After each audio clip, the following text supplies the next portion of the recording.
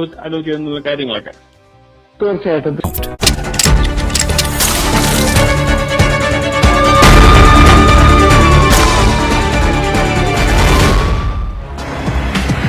നമ്മുടെ ജീവിതത്തിൽ ഒരു ദുരനുഭവം ഉണ്ടായിട്ടുണ്ടെങ്കിൽ ആ ദിവസം ഒരിക്കലും മറക്കാനിടയില്ല.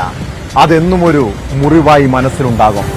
എന്നാൽ നിവിൻ പോളിക്കെതിരെ പരാതി നൽകിയ യുവതിക്ക് താൻ ബലാത്സംഗത്തിനിരയായ തീയതി സംബന്ധിച്ച് ചില സംശയങ്ങൾ. പീഡനം നടന്നുവെന്ന് പറഞ്ഞ ദിവസത്തിൽ എന്തോ ഒരു പിശക് പോലെ. ആ തീയതിയെക്കുറിച്ച് ചോദിച്ചപ്പോൾ മുൻപ് പറഞ്ഞത് ഉറക്കപ്പിച്ചിലെന്നാണ് ഇപ്പോൾ മൊഴി നൽകിയത്. ഇനി നിവിൻ പോളിയുടെ മൊഴിയെടുക്കലിലേക്ക് കടക്കുകയാണ് അന്വേഷണ സംഘം. ഇതോടൊപ്പം മുകേഷിന്റെ മുൻകൂർ ജാമ്യം റദ്ദാക്കണമെന്നാവശ്യപ്പെട്ട് ഹൈക്കോടതിയെ സമീപിക്കാനാണ് പോലീസിന്റെ നീക്കം. നടൻ വിനായകനെ ഹൈദരാബാദ് പോലീസ് കസ്റ്റഡിയിലെടുത്ത വാർത്ത കൂടിയുണ്ട്. ഈ കേസുകൾ വിശദമായി പരിശോധിക്കുകയാണ് പോലീസ് പട്രോൾ. സ്വാഗതം.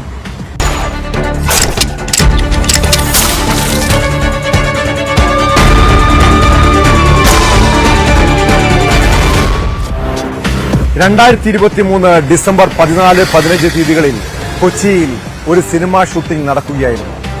വർഷങ്ങൾക്ക് ശേഷം എന്ന സിനിമയുടെ ലൊക്കേഷൻ. അവിടെ നിവിൻ പോളിയും വിനീത് ശ്രീനിവാസനും ഉൾപ്പെടെയുള്ള താരങ്ങളുണ്ട്.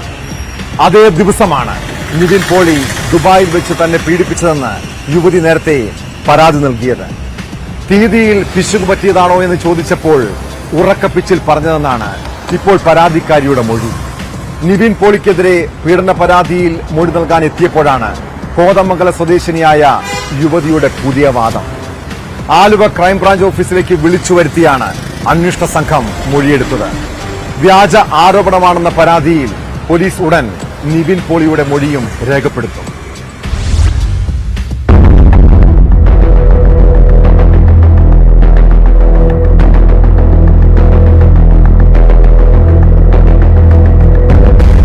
നടൻ നിവിൻ പോളി പീഡിപ്പിച്ചെന്ന കേസിൽ പരാതിക്കാരിയായ യുവതിയെയും ഭർത്താവിനെയും വിളിച്ചുവരുത്തിയാണ് പോലീസ് മൊഴിയെടുത്തത്.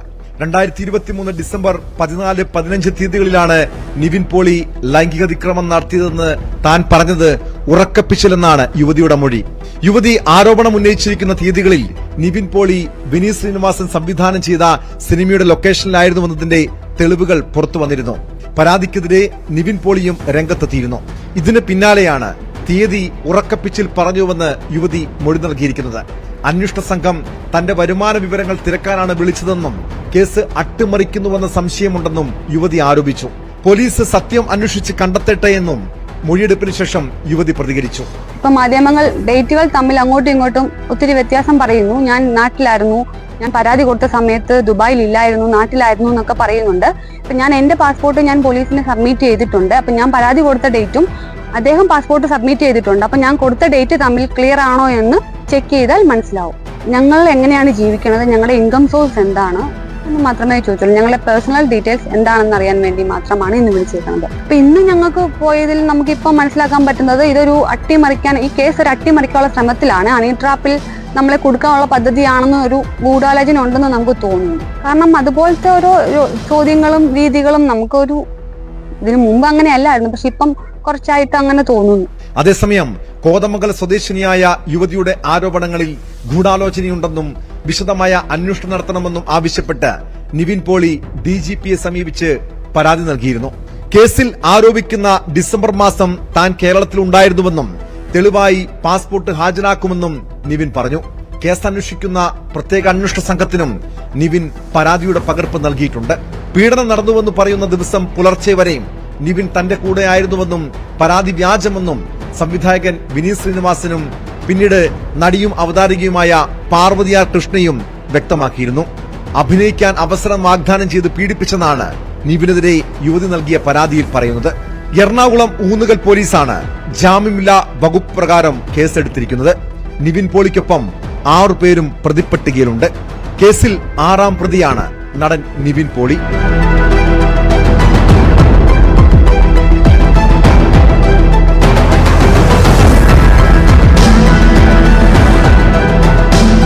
ന്യൂസ് 18 കൊച്ചി. സാധാരണ ഒരു ബലാത്സംഗ കുറ്റം ചുമത്തിയാൽ പ്രതികൾക്ക് മുൻകൂർ ജാമ്യം ലഭിക്കാനുള്ള സാധ്യത വളരെ കുറവാണ്. നടനും MLA യുമായ മുകേഷിന് എറണാകുളം സെഷൻസ് കോടതി ജാമ്യം നൽകിയത് എന്ത് സാഹചര്യത്തിലാണ്? ഇതിനെതിരെ ഹൈക്കോടതിയെ സമീപിക്കാൻ ഒരുങ്ങുകയാണ് പ്രത്യേക അന്വേഷണ സംഘം. മുകേഷിന്റെ മുൻകൂർ ജാമ്യം റദ്ദാക്കണമെന്ന് ഹൈക്കോടതിയിൽ ആവശ്യപ്പെടുമെന്നാണ് വിവരം. എറണാകുളം പ്രിൻസിപ്പൽ സെഷൻസ് കോടതി കഴിഞ്ഞ ദിവസമാണ് മുകേഷിന് വ്യവസ്ഥകളോടെ ജാമ്യം അനുവദിച്ചത്. അതിനിടെ നടിയുടെ ലൈംഗിക അതിക്രമ പരാതിയിൽ ഇടവേള ബാബുവിന്റെ ഫ്ളാറ്റിൽ പോലീസ് പരിശോധന നടത്തി.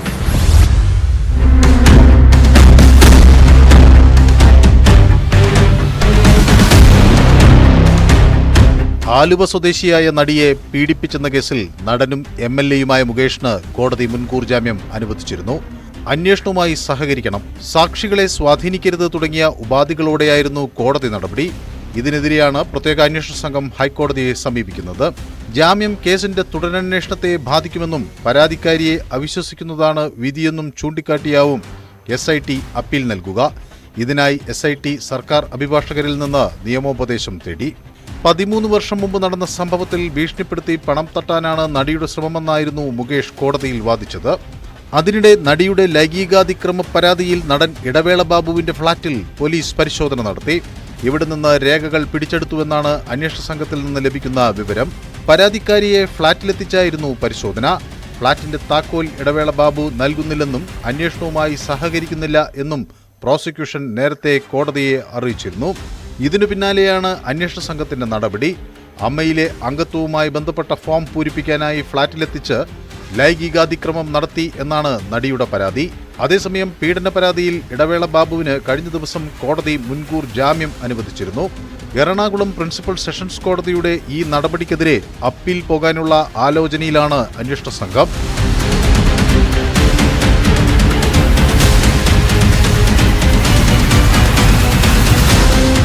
ന്യൂസ് 18 കൊച്ചി.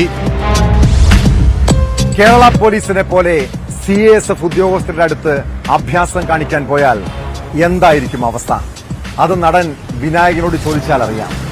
മുൻപ് കൊച്ചിയിൽ പോലീസ് സ്റ്റേഷനിൽ പേക്കൂത്ത് കാണിച്ച പോലെ ഹൈദരാബാദ് വിമാനത്താവളത്തിൽ നടൻ വിനായകൻ ചെറിയ അലമ്പുണ്ടാക്കി. അവിടുത്തെ CASF ഉദ്യോഗസ്ഥർ വിടുമോ? ഒരു മുറിയിൽ കയറ്റി നടനെ ചെറുതായങ്ങ് കൈകാര്യം ചെയ്തെന്നാണ് പരാതി. മണിക്കൂറോളം തടഞ്ഞുവെച്ച ശേഷം വിനായകനെ ഹൈദരാബാദ് പോലീസിന് കൈമാറി. CASF ഉദ്യോഗസ്ഥരുടെ പരാതിയിലാണ് പോലീസ് താരത്തെ കസ്റ്റഡിയിലെടുത്തത്. എന്നാൽ ഉദ്യോഗസ്ഥർ കയ്യേറ്റം ചെയ്തെന്നാണ് വിനായകന്റെ പരാതി.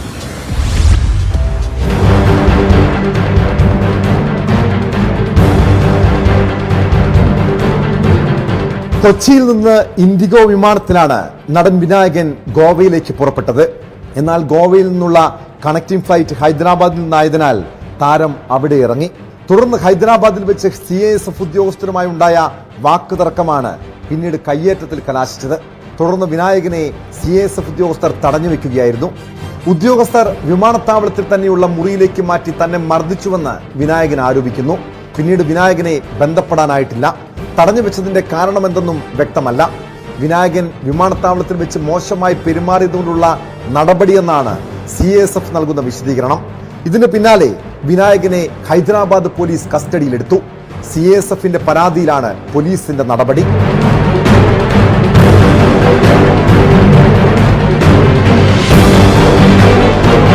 സ്ഥിരം വിവാദ നായകനായ വിനായകൻ ഇതിനു മുൻപും പല പ്രശ്നങ്ങളും സൃഷ്ടിച്ചിട്ടുണ്ട്.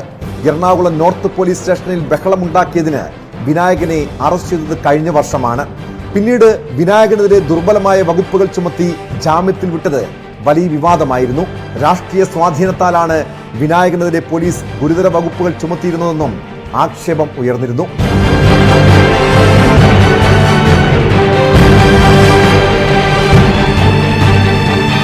ന്യൂസ് 18 കൊച്ചി. ലിവിംഗ് ടുഗദർ റിലേഷന്റെ അപകടം ചിലപ്പോൾ പെൺകുട്ടികൾ തിരിച്ചറിയാറില്ല. താൻ ചതിക്കപ്പെട്ടുവെന്ന് തോന്നുമ്പോഴേക്കും കാര്യങ്ങൾ കൈവിട്ടു പോയിരിക്കും. തൃശൂർ സ്വദേശിനിയായ ഒരു യുവതി ജോലിക്കായി കൊച്ചിയിലെത്തിയതാണ്. ഇവിടെ വെച്ചൊരു യുവാവുമായി സൗഹൃദത്തിലായി. പിന്നീട് ഇരുവരും ഒന്നിച്ചായിരുന്നു താമസം. അതിനിടെ കൊച്ചിയിലെ ഫ്ളാറ്റിൽ വെച്ച് അയാൾ വിവാഹ വാഗ്ദാനം നൽകി പീഡിപ്പിച്ചെന്ന് യുവതി പറയുന്നു. മട്ടാഞ്ചേരി സ്വദേശി മുഹമ്മദ് റാഫിക്കെതിരെ കേസെടുത്തിട്ടും പോലീസ് പ്രതിയെ രക്ഷപ്പെടാൻ സഹായിച്ചെന്നും ആക്ഷേപമുണ്ട്. റാഫി തന്റെ കയ്യിൽ നിന്ന് പണവും സ്വർണവും വാഹനവും തട്ടിയെടുത്തതായും പരാതിയിൽ പറയുന്നു.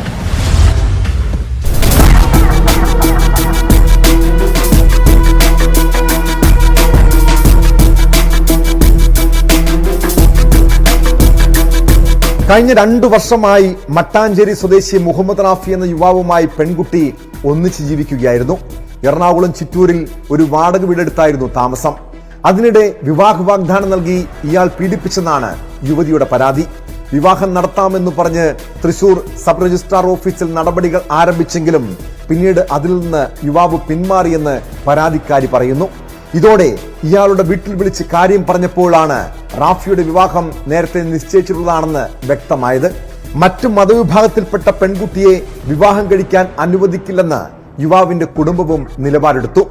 പിന്നീട് റാഫിയെ ഫോണിൽ ബന്ധപ്പെടാൻ ശ്രമിച്ചെങ്കിലും ഒഴിഞ്ഞുമാറി. ഇതോടെ പെൺകുട്ടി പാലാരിവട്ടം പോലീസ് സ്റ്റേഷനിൽ പരാതി നൽകുകയായിരുന്നു. കഴിഞ്ഞ മെയ് 26-ന് സ്റ്റേഷനിൽ വരണമെന്ന് പറഞ്ഞ് പോലീസ് വിളിപ്പിച്ചെങ്കിലും റാഫി എത്തിയില്ല. ഇയാളുടെ മാതാപിതാക്കളെ വിളിപ്പിച്ച് കാര്യം തിരക്കിയതല്ലാതെ മറ്റ് നടപടിയൊന്നും പോലീസിന്റെ ഭാഗത്തു നിന്ന് ഉണ്ടായില്ലെന്നും പെൺകുട്ടി ആരോപിക്കുന്നു. മട്ടാഞ്ചേരി സ്വദേശി മുഹമ്മദ് റാഫിയുടെ ഞാൻ 2 കൊല്ലമായിട്ട് ഇഷ്ടത്തിലാണ്. ഞങ്ങൾ ഒരുമിച്ചാണ് താമസിച്ചിരുന്നതും ചിറ്റൂര് ഭാഗത്താണ് താമസിച്ചിരുന്നത്.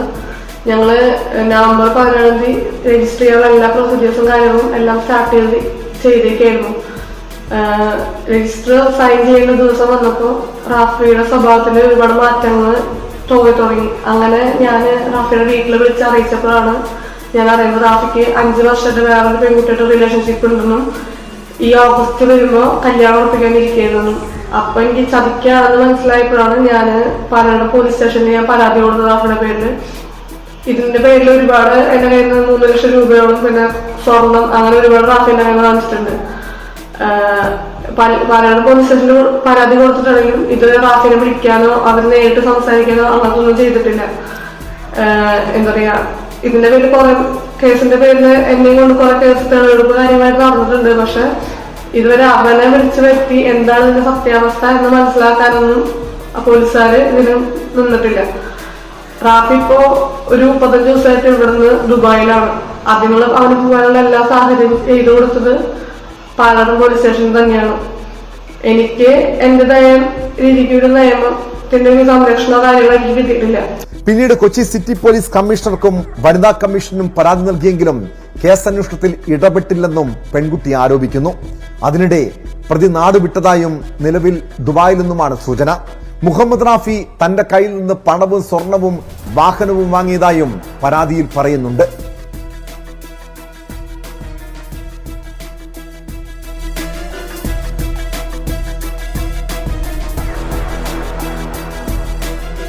ന്യൂസ് 18 കൊച്ചി. മലപ്പുറത്തെ പോലീസ് ഉദ്യോഗസ്ഥർക്കെതിരായ വീട്ടമ്മയുടെ ലൈംഗിക അതിക്രമ പരാതിയിൽ പല സംശയങ്ങളും ഉയരുന്നുണ്ട്. മലപ്പുറം SP ആയിരുന്ന സുജിത് ദാസും SHO വിനോദും ബലാത്സംഗം ചെയ്തെന്നും DYSP VV ബെന്നി മോശമായി പെരുമാറിയെന്നും ആരോപിച്ച് വീട്ടമ്മ രംഗത്തെത്തിയത് കഴിഞ്ഞ ദിവസമാണ്. മുഖ്യമന്ത്രിക്കും DGPക്കും അയച്ച ഇമെയിൽ പരാതിയുടെ പകർപ്പ് പൊന്നാനി പോലീസ് സ്റ്റേഷനിൽ പരാതിക്കാരി ഹാജരാക്കിയെങ്കിലും ഇതുവരെ യാതൊരു നടപടിയും സ്വീകരിച്ചിട്ടില്ല. അതിനിടെ പീഡനാരോപണത്തിനെതിരെ DYSP VV ബെന്നി മലപ്പുറം SPക്ക് പരാതി നൽകി.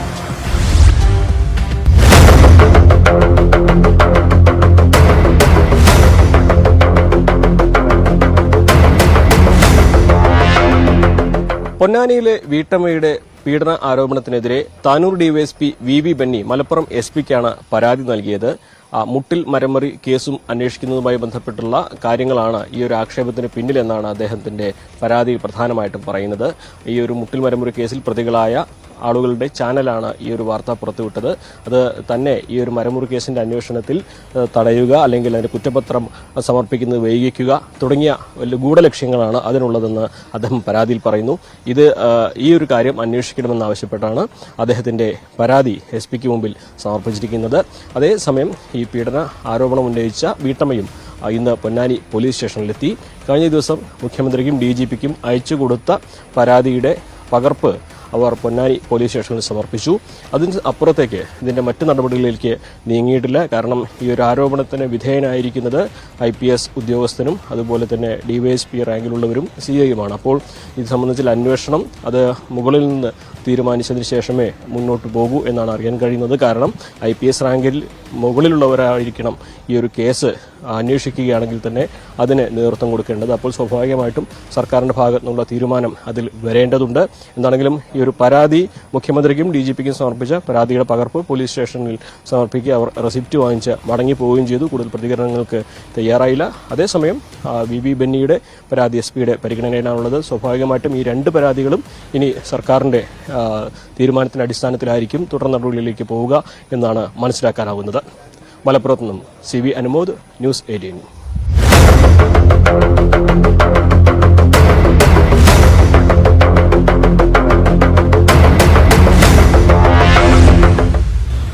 ADGP MR അജിത് കുമാറിന് ഇപ്പോൾ ബെസ്റ്റ് ടൈമാണ്.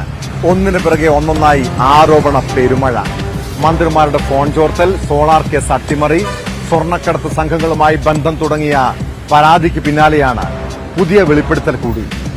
നയതന്ത്ര ബാഗേജ് വഴി സ്വർണം കടത്തിയ കേസിലെ പ്രതി സ്വപ്ന സുരേഷിന് രക്ഷപ്പെടാൻ റൂട്ട് പറഞ്ഞുകൊടുത്തത് MR അജിത് കുമാർ എന്നാണ് ആരോപണം. സ്വപ്ന സുരേഷിനും സന്ദീപ് നായർക്കും ബംഗളൂരുവിലേക്ക് വഴിയൊരുക്കിയതിൽ അജിത് കുമാറിന് പങ്കുണ്ടെന്ന് സ്വർണ്ണക്കടത്ത് കേസ് പ്രതി സരിത്ത് വെളിപ്പെടുത്തി.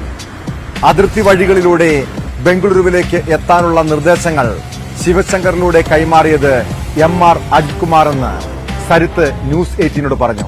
ആരോപണം സ്വപ്ന സുരേഷും ശരിവെച്ചു.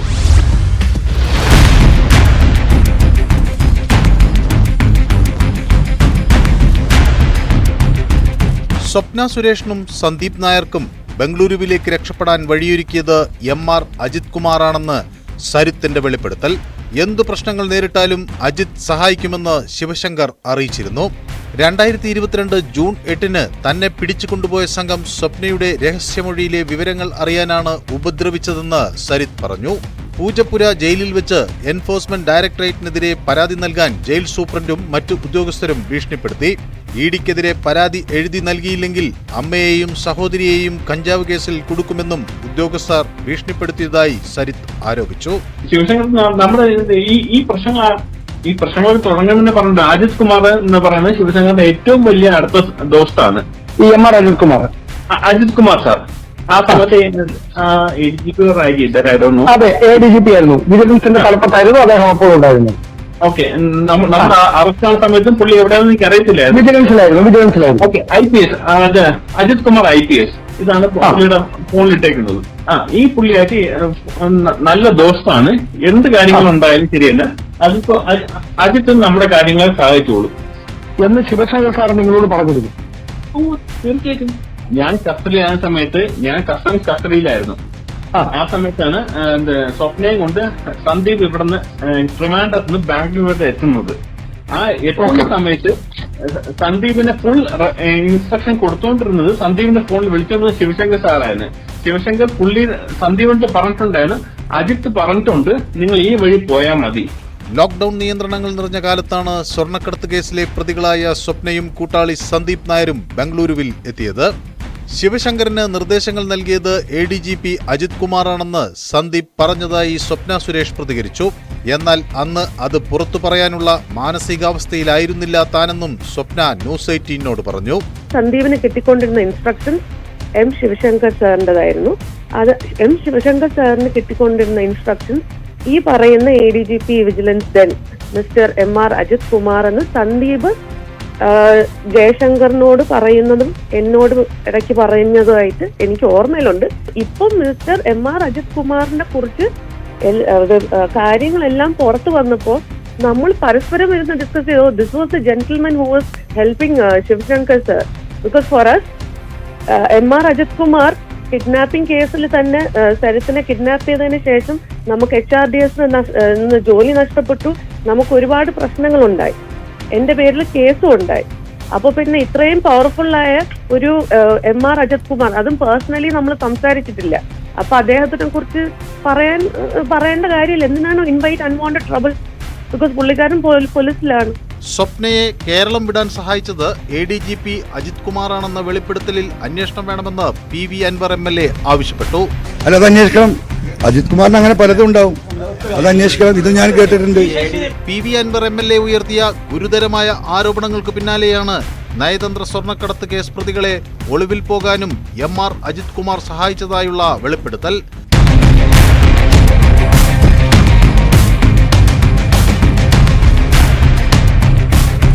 News 18 Thiruvananthapuram. ADGP MR Ajith കുമാറുമായി ബന്ധപ്പെട്ട വിവാദ പരമ്പരകളെ തുടർന്ന് ക്ലിഫ് ഹൌസിൽ നടന്നത് തിരക്കിട്ട ചർച്ചകൾ. മുഖ്യമന്ത്രി പിണറായി വിജയനും DGPയും തമ്മിൽ കൂടിക്കാഴ്ച നടത്തിയതിന് പിന്നാലെ അജിത് കുമാർ അവധിയിൽ പ്രവേശിച്ചതാണ് വിവരം. ഓണത്തോടനുബന്ധിച്ചുള്ള അവധിയെന്നാണ് വിശദീകരണമെങ്കിലും തുടർ നീക്കങ്ങൾ നിർണായകമാണ്.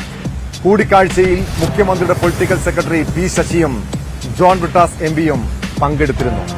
ക്രൈംബ്രാഞ്ച് ചുമതലയുള്ള ADGP H വെങ്കടേഷിനെയും ക്ലിഫ് ഹൌസിലേക്ക് വിളിച്ചു വരുത്തി. ക്രമസമാധാന ചുമതലയുള്ള ADGP MR അജിത് കുമാറിനെതിരെ ഉയർന്ന വിവാദങ്ങളുടെ പശ്ചാത്തലത്തിലാണ് മുഖ്യമന്ത്രി പിണറായി വിജയൻ സംസ്ഥാന പോലീസ് മേധാവി ഷെയ്ഖ് ദർബെ സാഹിബുമായി മുഖ്യമന്ത്രിയുടെ ഔദ്യോഗിക വസതിയായ ക്ലിഫ് ഹൌസിൽ വെച്ച് നിർണായകമായ കൂടിക്കാഴ്ച നടത്തിയത്. ഈ കേസുമായി ബന്ധപ്പെട്ട് അല്ലെങ്കിൽ MR അജിത് കുമാറിനെതിരെ ഇതിനോടകം ഉയർന്നിരിക്കുന്ന വിവാദങ്ങളുമായി ബന്ധപ്പെട്ട് മുഖ്യമന്ത്രിയുമായി പോലീസ് മേധാവി വിശദമായ ചർച്ച നടത്തിയെന്ന സൂചനകളാണ് പുറത്തുവരുന്നത്. അതിനിടയിലാണ് MR അജിത് കുമാർ അവധി അപേക്ഷ നൽകിയെന്ന വിവരങ്ങൾ കൂടി പുറത്തുവരുന്നത്. വ്യക്തിപരമായ കാരണങ്ങളാലാണ് അവധി ആവശ്യപ്പെട്ടിരിക്കുന്നതെന്ന് പറയുമ്പോഴും ഇപ്പോൾ ഉണ്ടായ വിവാദങ്ങളാണോ അതിന് കാരണമായത് എന്ന കാര്യത്തിൽ വ്യക്തത കൈവരേണ്ടതുണ്ട്. വരുന്ന 14-ാം തീയതി മുതൽ 4 ദിവസത്തേക്ക് അവധി വേണമെന്ന ആവശ്യമാണ് അജിത് കുമാർ പങ്കുവച്ചിരിക്കുന്നത്. 15-ാം തീയതി തിരുവോണമാണ്. ക്രമസമാധാന ചുമതലയുള്ള നിർണായക പദവിയിലിരിക്കുന്ന ഉദ്യോഗസ്ഥൻ ആ പശ്ചാത്തലത്തിൽ ആ സമയത്ത് അവധിയിൽ പ്രവേശിക്കുന്നതിന്റെ കാരണം എന്താണെന്ന് വ്യക്തമാക്കിയിട്ടില്ല. എന്തായാലും നിലവിലെ വിവാദങ്ങളുടെ പശ്ചാത്തലത്തിലാണോ അജിത് കുമാർ അവധിയിൽ പ്രവേശിക്കുന്നത് എന്ന കാര്യത്തിൽ വ്യക്തത കൈവരാനിരിക്കുന്നതേയുള്ളൂ.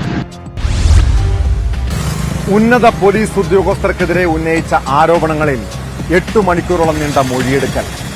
പ്രത്യേക അന്വേഷണ സംഘത്തോട് PV അൻവർ എന്തൊക്കെ പറഞ്ഞു കാണും? നേരത്തെ ഉന്നയിച്ച ആരോപണങ്ങളിൽ തെളിവുകൾ കൈമാറിയെന്നാണ് വിവരം.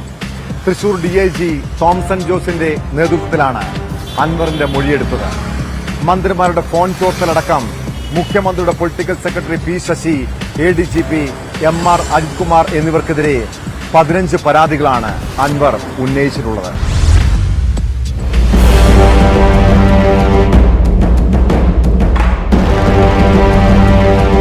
രാവിലെ 11 മണിയോടെയാണ് തൃശൂർ DIG തോംസൺ ജോസിന് മുൻപിൽ മൊഴി നൽകുവാനായി PV അൻവർ മലപ്പുറം ഗസ്റ്റ് ഹൌസിലെത്തിയത്. അദ്ദേഹത്തിന്റെ മൊഴി നൽകുന്ന നടപടി രാത്രി 8:45 നീണ്ടുനിന്നു. അത്രയും ദൈർഘ്യമേറിയ നടപടിക്രമങ്ങളാണ് പൂർത്തിയാക്കിയത്.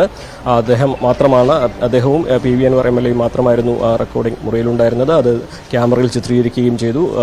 മുഖ്യമന്ത്രിക്ക് മുൻപിൽ നൽകിയ പരാതിയിൽ അദ്ദേഹം ഉന്നയിച്ച ആരോപണങ്ങൾക്കുള്ള തെളിവുകൾ, അതിന്റെ വിശദമായ മൊഴികളുമാണ് അദ്ദേഹം PV അൻവർ പോലീസിന് മുൻപാകെ DIGക്ക് മുൻപാകെ ഹാജരാക്കിയത്. മാധ്യമങ്ങൾക്ക് നൽകാത്ത ചില തെളിവുകൾ കൂടി ഈ ഒരു മൊഴിയെടുപ്പിന്റെ സമയത്ത് പോലീസിന് നൽകിയെന്നും PV അൻവർ MLA അതിനുശേഷം മാധ്യമങ്ങളോട് വ്യക്തമാക്കി.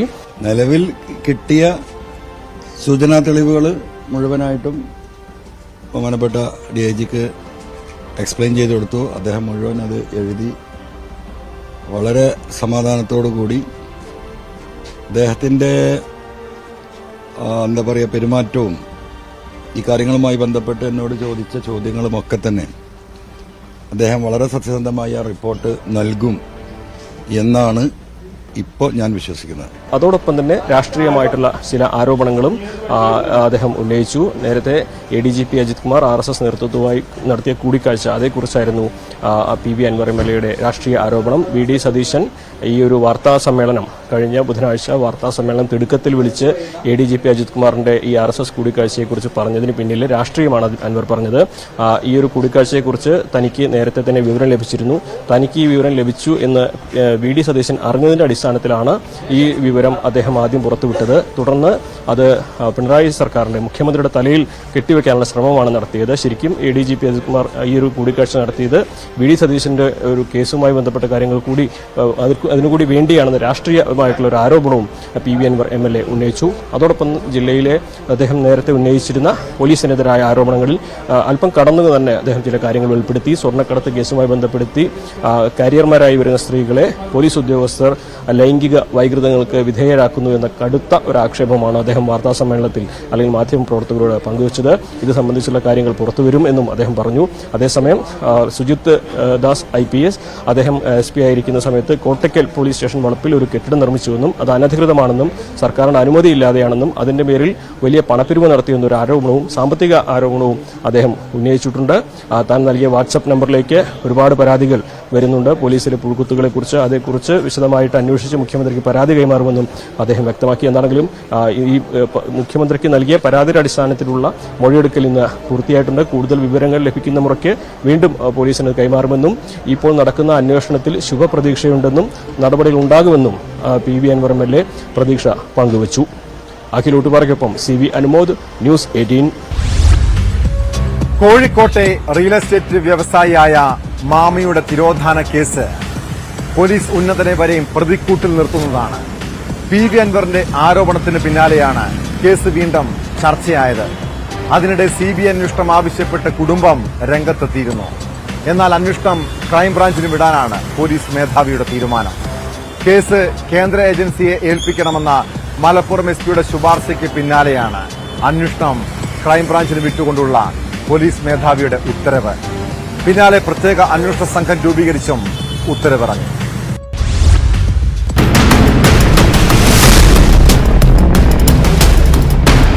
കോഴിക്കോട്ട് റിയൽ എസ്റ്റേറ്റ് വ്യാപാരിയായിരുന്ന മുഹമ്മദ് ആട്ടൂർ എന്ന മാമിയുടെ തിരോധാന കേസ് CBIയെ ഏൽപ്പിക്കണമെന്ന് കുടുംബം ആവശ്യപ്പെട്ടിരുന്നു. ഇതു സംബന്ധിച്ച് അന്വേഷണ സംഘം പോലീസ് മേധാവിക്ക് ശുപാർശയും നൽകി. ഇതിനു പിന്നാലെയാണ് മാമി തിരോധാന കേസ് ക്രൈംബ്രാഞ്ചിന് വിട്ടുകൊണ്ട് സംസ്ഥാന പോലീസ് മേധാവി ഉത്തരവിറക്കിയത്. ക്രൈംബ്രാഞ്ച് അന്വേഷണം സ്വാഗതം ചെയ്യുന്നതായി കാണാതായ മാമിയുടെ കുടുംബം പറഞ്ഞു. മാമി 21-ാം തീയതി രാവിലെ പല ഗ്രില്ലേറ്റ്സിന്റെ അവിടെയൊക്കെ ബീച്ച് സൈഡിലുള്ള ഹോട്ടലുകളും ഒക്കെ ഉണ്ടായിരുന്നു. ആ വിഷ്വൽസ് ഒന്നും എന്ത് ചെയ്തില്ല, വേണ്ട രീതിയിൽ അവരെടുത്തിട്ടില്ല. 21-നും 22-നും ഉള്ള വിഷ്വൽസ് ഒന്നും കാര്യമായിട്ട് ഒന്നും കിട്ടിയിട്ടില്ല.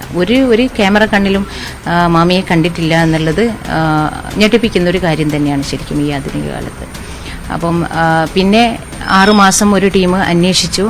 ഒരു ഇംപ്രൂവ്മെന്റും ആ കേസിൽ ഉണ്ടായിട്ടില്ല. മാമിയെ നഗരമധ്യത്തിൽ നിന്ന് കാണാതായിട്ടും CCTV ദൃശ്യങ്ങളടക്കം ഒരു വിവരവും പോലീസിന് കണ്ടെത്താൻ കഴിഞ്ഞിട്ടില്ലെന്ന് കുടുംബം ആരോപിച്ചിരുന്നു. ADGP MR അജിത് കുമാർ നിയോഗിച്ച അന്വേഷണ സംഘത്തിൽ വിശ്വാസക്കുറവുണ്ടെന്നും ADGPയുമായി ബന്ധപ്പെട്ട് PV അൻവർ MLA നടത്തിയ വെളിപ്പെടുത്തൽ ഞെട്ടിച്ചുവെന്നും കുടുംബം പറയുന്നു. മാമിയെ കാണാതായി 1 വർഷമായിട്ടും കേസന്വേഷണത്തിൽ യാതൊരു പുരോഗതിയും ഉണ്ടായിട്ടില്ലെന്ന് കുടുംബത്തിന്റെ അഭിഭാഷകൻ വ്യക്തമാക്കി. കേസ് അട്ടിമറിക്കാനുള്ള നീക്കങ്ങൾ വിവിധ കേന്ദ്രങ്ങളിൽ നിന്നും ഇപ്പോഴും തുടരുകയാണ്. വക്കാലത്തൊഴിയണമെന്ന ഫോൺ സന്ദേശം തനിക്ക് വിദേശത്തുനിന്ന് ലഭിച്ചതായും അഭിഭാഷകൻ ന്യൂസ് 18നോട് പറഞ്ഞു. ഞാൻ കേസ് ഏറ്റെടുത്തിട്ടൊരു 3 മാസത്തേക്ക് മേലായിട്ടുള്ളൂ. സ്റ്റാർട്ടിങ് തൊട്ടേ ഉണ്ട്. കാരണം ഇത് നമ്മുടെ ഹൈക്കോടതി പോയിട്ട് കാര്യമില്ല, CBIനെ കിട്ടത്തില്ല, EPS നിലനിൽക്കില്ല. നേരത്തെ ഒരുപാട് ഈ കേസ് എടുത്ത സ്റ്റാർട്ടിങ് തൊട്ട് തന്നെ മറ്റേ UK നിന്ന് കോൾ വന്നിട്ടുണ്ടായിരുന്നു. കേസ് എടുക്കുന്നതുകൊണ്ട് ഭീഷണിയുടെ സ്വരത്തിൽ സംസാരിച്ചിട്ടുണ്ടായിരുന്നു. ഇപ്പോഴും ഒരു ഫേക്ക് ആയിട്ടുള്ള ഒരുപാട് പേര് ഇതിലുണ്ട്. എനിക്ക് തോന്നുന്നത് ഈ മാമി തെളിയണ്ട എന്ന് ആഗ്രഹിക്കുന്നവരാണ് കൂടുതലുള്ളത്. കഴിഞ്ഞ വർഷം ഓഗസ്റ്റ് 22-നാണ് നഗരത്തിൽ നിന്നും റിയൽ എസ്റ്റേറ്റ് ഇടനിലക്കാരനായ മാമിയെ കാണാതായത്. മാമിയുടെ ഫോൺ ലൊക്കേഷൻ തലക്കളത്തൂർ എന്ന സ്ഥലത്താണ് അവസാനമായി ഉണ്ടായിരുന്നതെന്ന് പോലീസ് കണ്ടെത്തിയിരുന്നു. എന്നാൽ പിന്നീട് അന്വേഷണം പൂർണ്ണമായി വഴിമുട്ടുകയായിരുന്നു.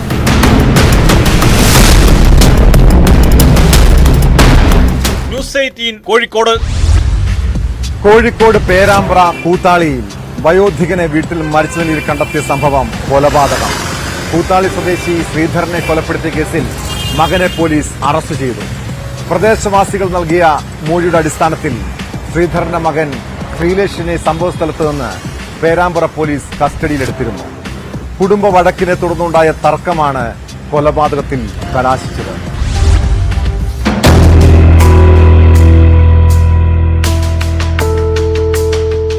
കോഴിക്കോട് പേരാമ്പ്ര കൂത്താളിയിൽ ചാത്തങ്കോട് ശ്രീധരനെ കഴിഞ്ഞ ദിവസമാണ് മരിച്ച നിലയിൽ കണ്ടത്.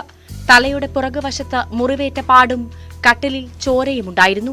പ്രദേശവാസികൾ നൽകിയ മൊഴിയുടെ അടിസ്ഥാനത്തിൽ ശ്രീധരന്റെ മകൻ ശ്രീലേഷിനെ സംഭവസ്ഥലത്തു നിന്ന് തന്നെ പേരാമ്പ്ര പോലീസ് കസ്റ്റഡിയിലെടുത്തു. പോലീസ് നടത്തിയ അന്വേഷണത്തിൽ കൊലപാതകമാണെന്ന് തെളിഞ്ഞതിന്റെ അടിസ്ഥാനത്തിലാണ് ഇയാളുടെ അറസ്റ്റ് രേഖപ്പെടുത്തിയത്. ഇരുവരും തമ്മിൽ വഴക്ക് പതിവായിരുന്നു. തുടർന്നാണ് കൊലപാതകമെന്ന് പോലീസ് വ്യക്തമാക്കിയത്.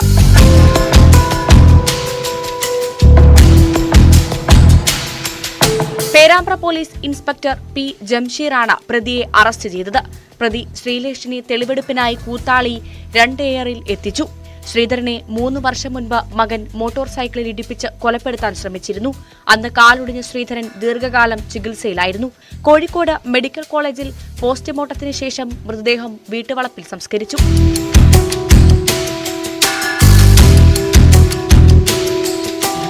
ന്യൂസ് 18 വടകര.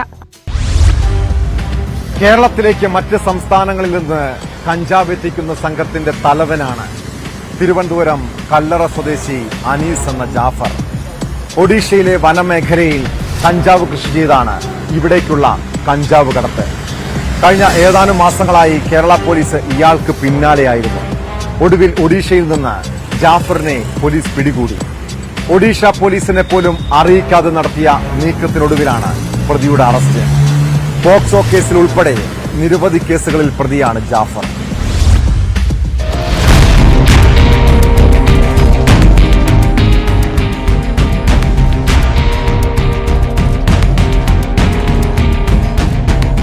കേരളത്തിന്റെ വിവിധ ഭാഗങ്ങളിലേക്ക് വൻതോതിൽ കഞ്ചാവ് കടത്തുന്ന സംഘത്തിന്റെ തലവനാണ് തിരുവനന്തപുരം കല്ലറ തണ്ണിയം സ്വദേശി അനീസ് എന്ന് വിളിക്കുന്ന ജാഫർ.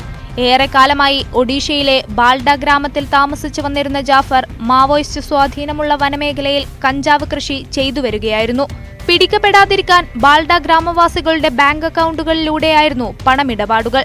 സോഷ്യൽ മീഡിയ ഉപയോഗിക്കാതെയും സ്വന്തമായി സിം കാർഡ് എടുക്കാതെയും ഇയാൾ ശ്രദ്ധിച്ചിരുന്നു. കഴിഞ്ഞ മാർച്ചിൽ വെള്ളറട ആറാട്ടുകുഴിയിൽ വാഹന പരിശോധനയ്ക്കിടെ 47 കിലോ കഞ്ചാവുമായി 5 പേരെ പോലീസ് പിടികൂടിയതാണ് ജാഫറിലേക്ക് അന്വേഷണമെത്താൻ കാരണമായത്. പിടിയിലായ 5 പേരും ഇപ്പോഴും ജയിലിലാണ്. ഇവരെ വിശദമായി ചോദ്യം ചെയ്തപ്പോഴാണ് ജാഫറിന്റെ പേര് പറഞ്ഞത്. കഴിഞ്ഞ 5 മാസമായി അന്വേഷണ സംഘം ജാഫറിന്റെ പിന്നാലെയായിരുന്നു. ഒഡീഷയിലെ പ്രാദേശിക ബന്ധങ്ങൾ പ്രതിയിലേക്ക് എത്തിച്ചേരാൻ പലപ്പോഴും വിലങ്ങുതടിയായി. മാർച്ച് 27-ാം തീയതി 47 കിലോഗ്രാം ഗഞ്ചാവ് പിടിക്കുകയുണ്ടായി. അപ്പൊ അതിൽ 5 പ്രതികളെ അന്ന് തന്നെ അറസ്റ്റ് ചെയ്തിരുന്നു. 6ാമത്തെ പ്രതിയെ നമ്മളിപ്പോ ഒറീസയിൽ കഴിഞ്ഞ 1 മാസം കാലമായിട്ട് നമ്മുടെ മെൻ അവിടെയായിരുന്നു, ടീം അവിടെയായിരുന്നു. അവിടെ ഒരു വർക്ക് ചെയ്തു, വിവരങ്ങൾ ശേഖരിച്ചു. ഇതിന്റെ പ്രധാനിയായിട്ടുള്ള 6ാമത്തെ അനീസ് എന്ന് വിളിക്കുന്ന ജാഫറിനെ അറസ്റ്റ് ചെയ്തിട്ടുണ്ട്. ബാക്കിയുള്ള തുടർ നടപടികൾ സ്വീകരിക്കുന്നുണ്ട്. ഈ കേസ് 180 ദിവസത്തിന് മുമ്പേ ഇത് ചാർജ് കൊടുക്കേണ്ടതായിട്ടുണ്ട്. അത് ഈ പ്രതിയെ കൂടെ കിട്ടിയപ്പോൾ ഏകദേശം അന്വേഷണത്തിന്റെ ഒരു അവസാന ഘട്ടത്തിലെത്തിയിട്ടുണ്ട്. അത് ബാക്കിയുള്ള നടപടികൾ ഉടൻ തന്നെ സ്വീകരിക്കുന്നുണ്ട്. 2 പ്രാവശ്യം ഒഡീഷയിലെ ഗ്രാമത്തിൽ കേരള പോലീസിന്റെ സാന്നിധ്യം മനസ്സിലാക്കിയ ജാഫർ മാവോയിസ്റ്റ് സ്വാധീനമുള്ള വനമേഖലയിലേക്ക് ഉൾവലിഞ്ഞിരുന്നു. ഒടുവിൽ റെയിൽവേ ഉദ്യോഗസ്ഥർ എന്ന വ്യാജേന ബാൽഡ ഗ്രാമത്തിലെത്തിയ പോലീസ് ബാൽഡ ഗുഹയ്ക്കു സമീപം ദിവസങ്ങളോളം തങ്ങി. ഒഡീഷ പോലീസിനെ പോലും അറിയിക്കാതെ നടത്തിയ നീക്കത്തിനൊടുവിൽ അതിസാഹസികമായാണ് ജാഫറിനെ അറസ്റ്റ് ചെയ്തത്. പോക്സോ ഉൾപ്പെടെ നിരവധി കേസുകളിൽ പ്രതിയായ ജാഫറിനെതിരെ പാറശാല, നെയ്യാറ്റിൻകര, കാട്ടാക്കട, നെടുമങ്ങാട് സ്റ്റേഷനുകളിൽ കേസുകളുണ്ട്. നെയ്യാറ്റിൻകര ഡിവൈഎസ്പി ഷാജിയുടെ നേതൃത്വത്തിൽ Vellarada sub inspector Russel Raj, CPO Shinu, DANSAF sub inspector Bijukumar, assistant sub inspector Sathikumar, SCPO Aneesh എന്നിവരാണ് ഒഡീഷയിലെത്തി പ്രതിയെ പിടികൂടിയത്. പ്രതിയെ നെയ്യാറ്റിൻകര കോടതിയിൽ ഹാജരാക്കി.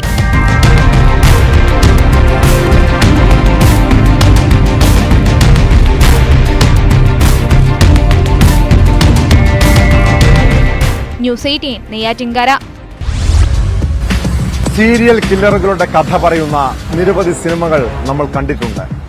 അവരെ കൊടും ക്രിമിനലാക്കിയതിനു പിന്നിൽ പല പശ്ചാത്തലങ്ങൾ കാണാം. എന്നാൽ സിനിമാ കഥയെ പോലും വെല്ലുന്ന കൊലപാതക പരമ്പരയെക്കുറിച്ച് കേട്ട് ഞെട്ടിത്തരിച്ചിരിക്കുകയാണ് ആന്ധ്ര സ്വദേശികൾ. ആന്ധ്രാപ്രദേശിലെ തെനാലിയിൽ പരമ്പര കൊലയാളികളായ 3 സ്ത്രീകളെ പോലീസ് പിടികൂടിയപ്പോഴാണ് നടുക്കുന്ന കഥ പുറം ലോകമറിഞ്ഞത്. മദ്യത്തിൽ സയനൈഡ് കലർത്തി 4 പേരെ കൊലപ്പെടുത്തിയ കേസിലാണ് മുനകപ്പ രജനി, രജനിയുടെ അമ്മ രമണമ്മ, വെങ്കിടേശ്വരി എന്നിവരെ ഗുണ്ടൂർ പോലീസ് അറസ്റ്റ് ചെയ്തത്. പ്രതികൾ കൊലപ്പെടുത്തിയ 4-ൽ 3 പേരും സ്ത്രീകളാണെന്നും ലക്ഷ്യം കവർച്ചയായിരുന്നുവെന്നുമാണ് പോലീസ് നൽകുന്ന വിവരം. സമാനമായ രീതിയിൽ 3 സ്ത്രീകളെ കൂടി കൊലപ്പെടുത്താൻ ശ്രമിച്ചെങ്കിലും തലനാരിഴയ്ക്കാണ് നീക്കം പരാജയപ്പെട്ടത്. ഇതോടെ ഇന്നത്തെ പോലീസ് പെട്രോൾ പൂർണ്ണമാകുന്നു. നമസ്കാരം.